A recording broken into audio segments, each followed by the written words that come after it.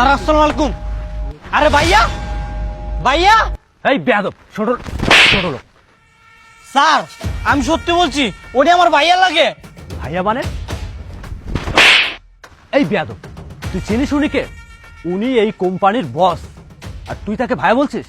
Sir আপনি আমাকে চর মারছেন, কোনো সমস্যা নাই, কিন্তু আমি যা বলছি একদম সব সত্যি কথা বলছি স্যার। উনি আমার ভাইয়া লাগে স্যার। এই চুপ, তোর মুখ থেকে আমি আর একটা কথা শুনতে চাচ্ছি না। তুই কি তোর জায়গা ভুলে গিয়েছিস? তুই এখানে সামান্য সিকিউরিটি গার্ডের চাকরি করিস, আর তুই সামান্য সিকিউরিটি গার্ডের চাকরি করে তুই আমার অফিসের বসকে বলছিস তোর ভাই? শোন, আমার স্যারের সম্বন্ধে যদি আর একটা বাজে কথা তুই বলিস, তাহলে কিন্তু তোর চাকরি আমি খেয়ে দেবো। না না স্যার, আমি মিথ্যা কথা বলতেছি না স্যার, সত্যি কথা বলতেছি স্যার। উনি আমার সত্যি আমার ভাই লাগে স্যার। এই দারোয়ানের বাচ্চা তোমার মাথাটা গরম করে দিচ্ছে। এই তোর সমস্যা কি? তোর মতো দারোয়ানদের আমার ভালো করে চেনা আছে। এরকম বড় লোক স্যার দেখে ভাই বানিয়ে ফেলবি, তারপরে টাকা পয়সা লুটে পুটে খাবি। শোন, আমার স্যারের পরিবারে কে কে আছে, কতজন লোক আছে, সবকিছু আমি ভালো করে জানি। আমার স্যারের এই দুনিয়াতে বাবা মা আপনজন কেউ নেই, আর তুই এসে বলছিস আমার স্যার কিনা তোর ভাই। আর আমার স্যারের সম্বন্ধে যদি আর একটা কথা বলিস, তোকে ঘাড় ধাক্কা দিয়ে এখান থেকে বের করে দেবো। স্যার আপনি আমাকে অফিস থেকে গাড়ি ধাক্কা দিয়ে বের করে দিবেন, আমার কোনো সমস্যা নাই স্যার। আর স্যার আপনি রীতিমতো আমার সাথে অনেক খারাপ ব্যবহার করতেছেন স্যার। স্যার আপনি একটা জিনিস ভাবেন তো, উনি যদি আমার ভাই না হতো, তাহলে আমি ওই অফিসের সামান্য সিকিউরিটি গার্ড হয়ে কি এই স্যারকে আমার আপন ভাই বলে ডাক দিতাম? স্যার আপনি যদি আমার কথা বিশ্বাস না করেন, তাহলে ওনাকে জিজ্ঞাসা করেন, তাহলে আপনার সবকিছু ক্লিয়ার হয়ে যাবে। এই চুপ, আবার তুই তর্ক করছিস? বলছি না কোনো তর্ক করবি না। যদি তর্ক করিস না, তোকে এমন ফিটাবো যে তুই বাবা মায়ের নাম ভুলে যাবি। আমি কি বলেছি তোর মাথায় ঢুকেছে? মাথায় ভালো করে ঢুকিয়ে নে, ঠিক আছে? কি ব্যাপার ম্যানেজার সাহেব, আপনি এখন এখানে দাঁড়িয়ে আছেন? আপনি জানেন না আমার একটা ইমার্জেন্সি মিটিং আছে? আর আপনি এখন এখানে দাঁড়িয়ে কি দেখছেন বুঝলাম না কিছু। আর আমার গাড়ি কোথায়? জি স্যার, আমি গাড়ি রেডি করছি, কিন্তু স্যার আমি একটা জিনিস বুঝতে পারছি না। এই দারোয়ান বলছে সে নাকি আপনার ভাই। আপনি স্যার আসলে কি আপনি ওনাকে চেনেন? হায় হায়, এই তো দেখি আমার আপন ছোট ভাই, আমার আপন ছোট ভাই আমার অফিসের গেটের দারোয়ান। না না, এটা এখন পরিচয় দেওয়া যাবে না। এটা যদি আমি পরিচয় দিয়ে ফেলি, যদি আমার অফিসের যদি স্টাফরা যদি জেনে যায়, তাহলে তো আমার ইজ্জত সমান কোনো কিছুই থাকবে না। সূর্য সাহেব, বিষয়টা আমি পরে দেখতেছি, আপনি তাড়াতাড়ি আসুন। আচ্ছা ঠিক আছে স্যার, চলুন।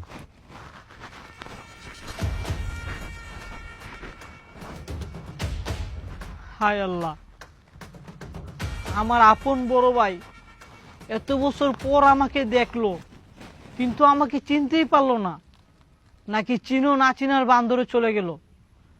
কিন্তু আমরা তো সবাই জানি আমার ভাই মারা গেছে, কিন্তু দেখতেছি তো আমার ভাই জীবিত। আর আমার ভাই এত বড় কোম্পানির একজন মালিক, আর এই কোম্পানির সামান্য সিকিউরিটি গার্ড আমি। না না, এই বিষয়টা যেইভাবে হোক আমার জানতেই হবে, এই বিষয়টা আমার যেইভাবে হোক জানতেই হবে।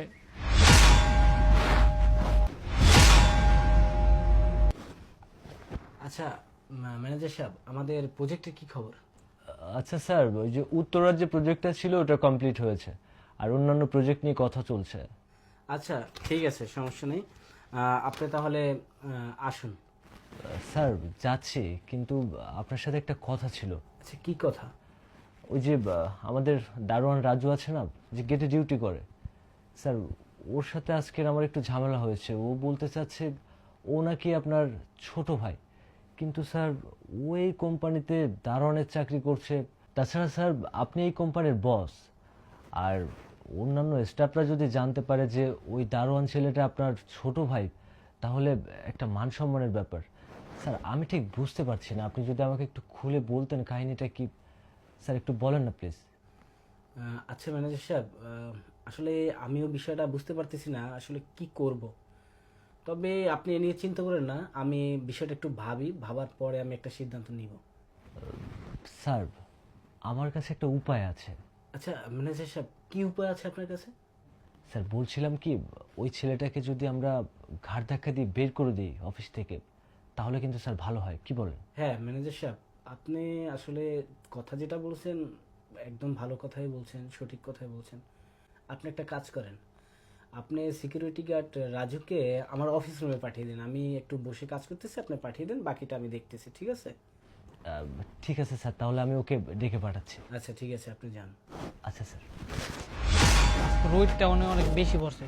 আসসালামু আলাইকুম স্যার। এই চল, স্যার তোকে ডাকছে।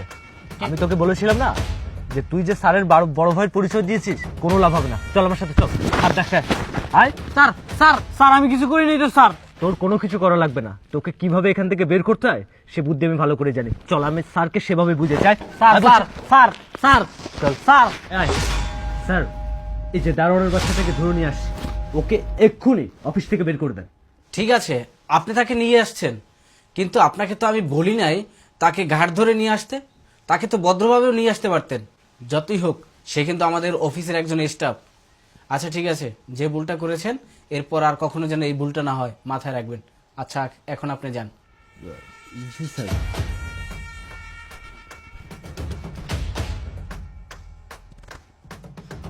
আচ্ছা, তুই গ্রাম থেকে কবে আসলি ঢাকায়? আর ঢাকায় আসছিস ভালো কথা, একটা সিকিউরিটি গার্ডের চাকরি নিয়েছিস, তাও আবার আমার কোম্পানিতে।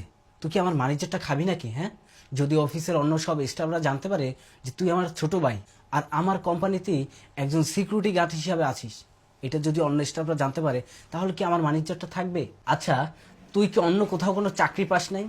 অন্য কোথাও কাজ করতে পারিস নাই? তুই কাজ করলি তাও আমার অফিসে, আমার কোম্পানিতে একজন সিকিউরিটি গার্ড হিসেবে। হ্যাঁ, আচ্ছা, তুই আমার অফিসের সিকিউরিটি গার্ড, সেটাও আমি মেনে নিলাম, কিন্তু কি করলি? আমারই অফিসের ম্যানেজারের সামনে আমাকে বাই বলে ডাকলি। এটা হচ্ছে আমার অফিস, এই কোম্পানির মালিক আমি।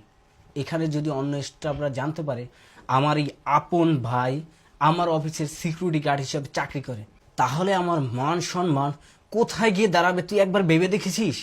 বাহ ভাইয়া বাহ, আজকে তোমার কথা শুনে না আমার হাসি পাচ্ছে। তুমি কি বললে? আমি যদি তোমাকে ভাইয়া বলে ডাকি তাহলে তোমার মান সম্মান চলে যাবে? আরে ভাইয়া, আজকে যে তুমি এই চেয়ারে বসে আছো, এটা কার অবদানে বসে আছো? শুধুমাত্র বাবার অবদানে বসে আছো। আর তুমি কি বললে আমি ঢাকা শহর কিভাবে আসলাম? আমি ঢাকা শহর কিভাবে আসলাম সে কথা না হয় তোমাকে আমি একটু পর বলছি। ভাইয়া, তুমি কিভাবে পারলে তুমি এত স্বার্থপর হয়ে যেতে? তুমি কি বাবার কথা ভুলে গেছো? ভাইয়া, তুমি একটা কথা বলেছিলে যে বাবা আমার চাকরির জন্য 5 লক্ষ টাকা দরকার। বাবা বলেছিল যে বাবা আমরা গরিব মানুষ, এই 5 লক্ষ টাকা আমি তোকে কোথা থেকে জোগাড় করে এনে দিব। তাও ভাইয়া বাবা হাল ছাড়েনি। বাবা বলেছে যে তোকে আমি একদিন অনেক বড় অফিসার বানাবো। বাবার অনেক স্বপ্ন ছিল তোমাকে নিয়ে ভাইয়া। টাকার জন্য বাবা মানুষের দ্বারে গিয়েছিল, কিন্তু বাবা সেই টাকাটা জোগাড় করতে পারেনি। কেন ভাইয়া জানো? মানুষে বলে, আরে বেটা তুই তো 3 বেলা বাতি খাইতে পারস না, তোকে যদি আমরা 5 লক্ষ টাকা ধার দেই তাহলে তুই সেই টাকা শোধ করবি কিভাবে? তারপর বাবা সেখান থেকে কাঁদতে কাঁদতে চলে আসলো। তারপরও বাবা হাল ছাড়েনি ভাইয়া তোমার স্বপ্ন পূরণ করার জন্য আমার দাদার যে সম্পত্তি ছিল না, সেই সম্পত্তিটা আমার বাবা বিক্রি করে দেয় শুধুমাত্র তোমার পড়াশোনার জন্য। তুমি বাবাকে বলেছিলে যে বাবা তুমি আজকে সেই বাড়িটা বিক্রি করলে না, আমি একদিন বড় অফিসার হয়ে এই জায়গায় তোমাকে অনেক বড় একটা বাড়ি বানিয়ে দিব। সেদিন তোমার সেই কথা শুনে বাবা অনেক খুশি হয়েছিল। তুমি টাকা নিয়ে ঢাকা আসার পর তোমার সাথে আমাদের কয়দিন যোগাযোগ ছিল, তারপর তোমার সাথে আমাদের যোগাযোগ বন্ধ হয়ে যায়। তোমাকে আমরা অনেক খোঁজাখুঁজি করেছি, ওর কাছে জিজ্ঞেস করছি, তার কাছে জিজ্ঞেস করছি, কিন্তু তোমার খোঁজ খবর আমরা কোথাও পাইনি। গ্রামের সবাই বলে তুমি হয়তো মারা গিয়েছো, কিন্তু বাবা সেই কথাটা কখনো বিশ্বাস করিনি। কারণ আমার ছেলে মরতে পারে না। আমার ছেলে আমাকে কথা দিয়ে গিয়েছে যে আমাকে একদিন এই জায়গায় অনেক বড় একটা বাড়ি বানিয়ে দিবে, আমার স্বপ্ন পূরণ করবে। ভাইয়া, বাবা তোমার টেনশন করতে করতে অসুস্থ হয়ে পড়ে। অসুস্থ হওয়ার পর হঠাৎ একদিন বাবা স্ট্রোক করে।